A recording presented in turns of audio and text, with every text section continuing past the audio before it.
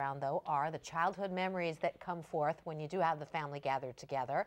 And for a lot of us, those include many hours spent with wonderful books.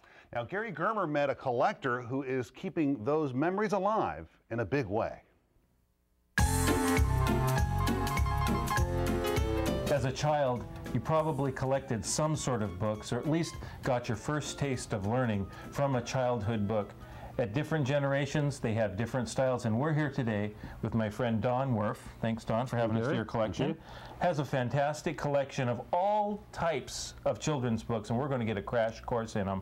And Don, this is what I grew up with, the little golden books. I remember these and begging my mom when we were at the Five and Dime if she would get me these little books. Well, I used to beg at Safeway. At Safeway, was it? How many of them did they produce, and how rare are these to find? There's about 1,000 different titles. They aren't necessarily rare, but they are hard to find in nice condition. Some titles I've seen before.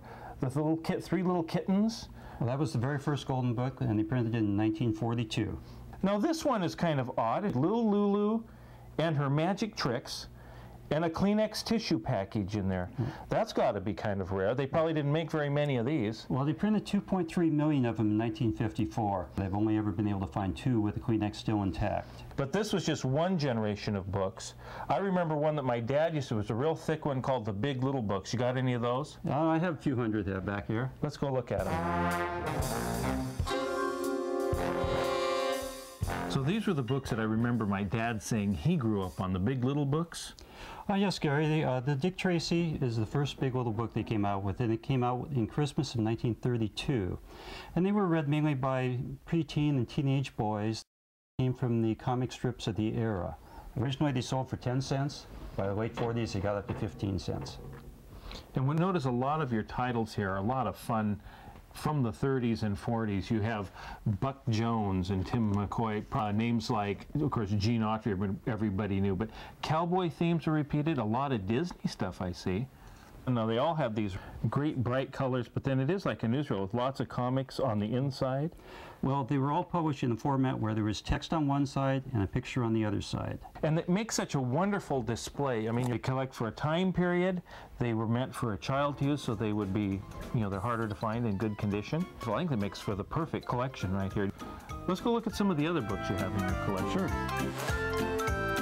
Well, Don, there was the Little Golden Books and the Big Little Books and the Big Books. But I notice you have collections of these other books. What are these about? Well, in 1946, just after the war, other publishers got into the business. These are Elf books published by Rand McNally, and these are Wonder books published by Wonder Books Incorporated of New York.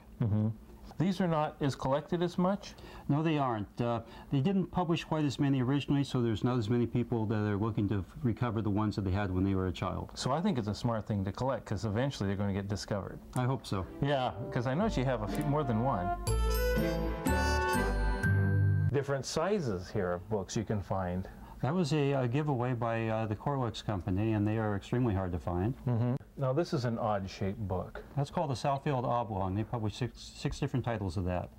A lot of variations, but when it came to readers, the ones I remember in my library were Sally, Dick, and Jane. Yes. Do you have any of those? I sure do. Let's go find them.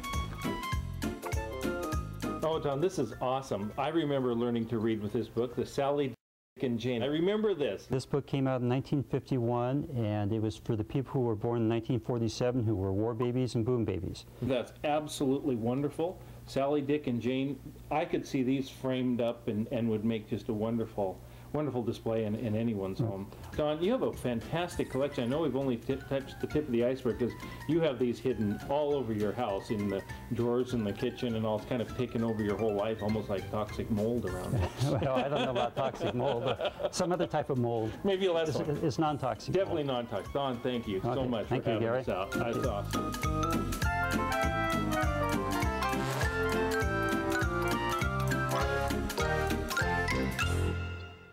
I don't feel quite as bad about my cupboards now. Oh, do you have some of those? I do. I have some. I have golden books from when I was little. Really? Still. Oh yeah, I've kept them. I love them. They're treasures. Yeah, I was big into the Hardy Boys. Those were really big. Do you have them? Somewhere. Yeah, I know about that. Somewhere. I know about that somewhere.